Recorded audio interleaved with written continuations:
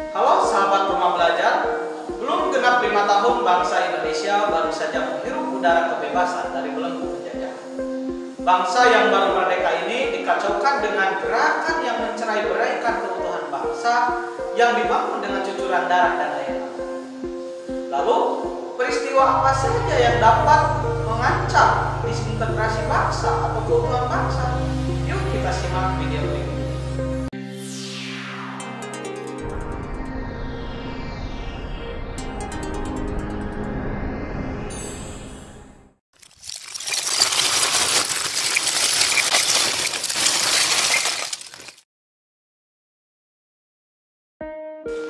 Selamat berjumpa dengan saya Temi Setiabudi dalam pembelajaran sejarah Indonesia kelas 12. Hari ini kita akan membahas salah satu materi dalam KD 3.1, yaitu menganalisis upaya bangsa Indonesia dalam menghadapi disintegrasi bangsa.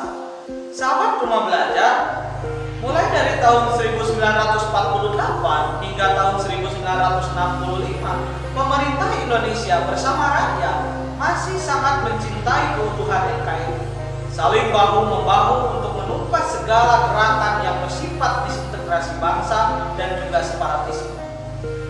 Berdasarkan informasi tadi, maka pada awal kegiatan belajar kali ini, kalian akan belajar menganalisis upaya bangsa Indonesia dalam menghadapi ancaman disintegrasi bangsa.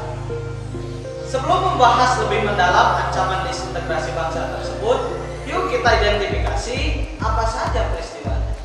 Pertama, ada pemberontakan PKI Madiun. Yang kedua, ada gerakan APRA. Yang ketiga, ada DITI.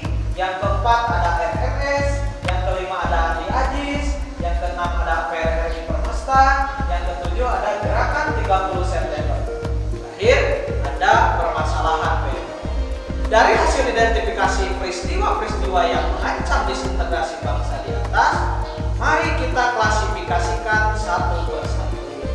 Ternyata kita bisa membagi dalam 3 klasifikasi. Pertama, yang berkaitan dengan ideologi. Yang kedua, berkaitan dengan kepentingan. Yang ketiga, berkaitan dengan sistem pemerintahan.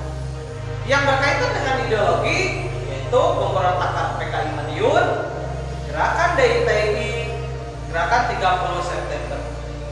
Yang kedua berkaitan dengan kepentingan atau business interest. Apa saja? Satu, ada APRA.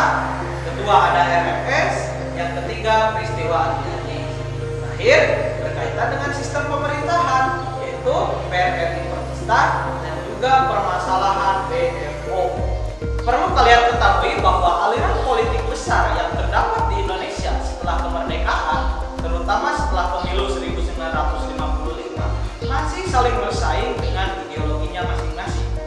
Sebagai contoh, PKI dengan komunismenya, DITI dengan membawa ideologi agama. Yang kedua, berkaitan dengan kepentingan. Business interest merupakan kepentingan yang tertanam dengan kuat pada suatu kelompok.